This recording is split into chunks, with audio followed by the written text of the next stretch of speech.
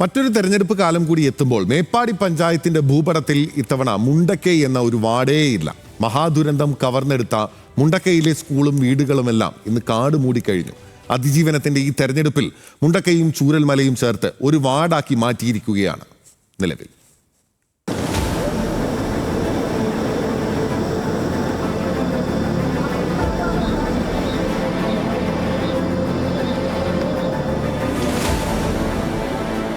നമുക്ക് വീടോ സ്ഥലമോ പോയതിനല്ല വിഷമം. നമ്മളെ കൂട്ടുകുടുംബങ്ങളും നമ്മളെ കൂടപ്പറപ്പിങ്ങളും നമ്മളെ നാട്ടുകാരും എല്ലാവരും ഒരുപോലെ പോയി. ആ ഒരു ടെൻഷനാണ്. ഒന്നും അറിയുന്നേ ഇല്ല. ഇപ്പോൾ എല്ലാവരും പല വൈക്കായതിനെ കൊണ്ട് ഇപ്പം ഇങ്ങനെ പറയുമ്പോൾ മാത്രമേ നമുക്ക് അറിയുന്നുള്ളൂ. ഇപ്പോൾ ആരുമില്ല, കൂടുള്ള അപ്പുറപ്പുറമൊക്കെ നിന്ന് പണിയെടുത്തവരൊന്നുമില്ല. വിഷമമാണ്. ഇനി ഇതുപോലൊരു വീടൊക്കെ നമുക്ക് കിട്ടൂലല്ലോ.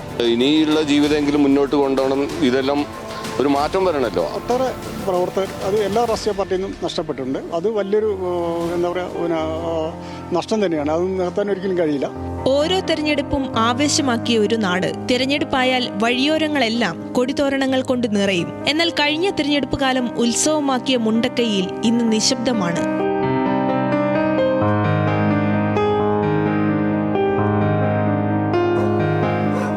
ഒരുമിച്ച് കൂടിയ ഇടങ്ങളിലെല്ലാം കാട് മൂടി തുടങ്ങി. സർവ്വതും ഉരുൾ എടുത്തതോടെ ഇത്തവണ രാഷ്ട്രീയ ചർച്ചകളും തെരഞ്ഞെടുപ്പ് പ്രചരണങ്ങളുമില്ല ഇവിടെ. ചൂരൽമലയിലെയും മുണ്ടക്കൈയിലെയും വോട്ടർമാർക്ക് ഇത് ഒരു ഓർമ്മയുടെ തെരഞ്ഞെടുപ്പ് കാലം കൂടിയാണ്. എന്തെന്നെയാണെങ്കിലും എല്ലാവരുടെ സഹായ സഹകരണമുള്ള അത്രയും ഒത്തൊരുമിച്ച നാടായിരുന്നു. അങ്ങനത്തെ ഞങ്ങളിപ്പോൾ വയനാടിൻ്റെ പല ഭാഗത്താണ്. വിഷമമെന്നല്ല, ഞങ്ങൾക്ക് താങ്ങാൻ കഴിയണില്ല. 7 മണിക്ക് ഞങ്ങളൊക്കെ ഇലക്ഷന് വോട്ട് ചെയ്യാനൊക്കെ പോകുമായിരുന്നു.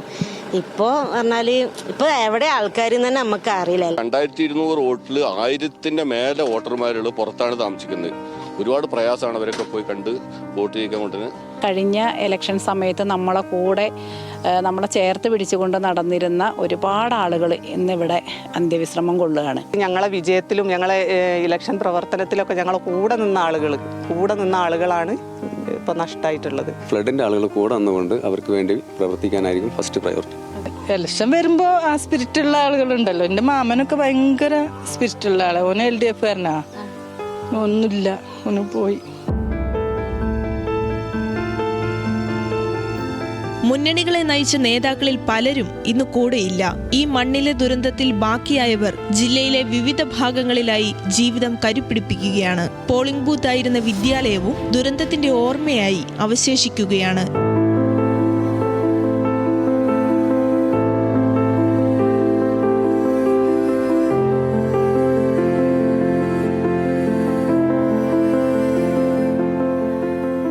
ഇത്തവണത്തെ തെരഞ്ഞെടുപ്പിൽ ചൂരൽമലയിലും മുണ്ടക്കയിലും മുൻപത്തെ അത്ര മത്സരാവേശമൊന്നുമില്ല.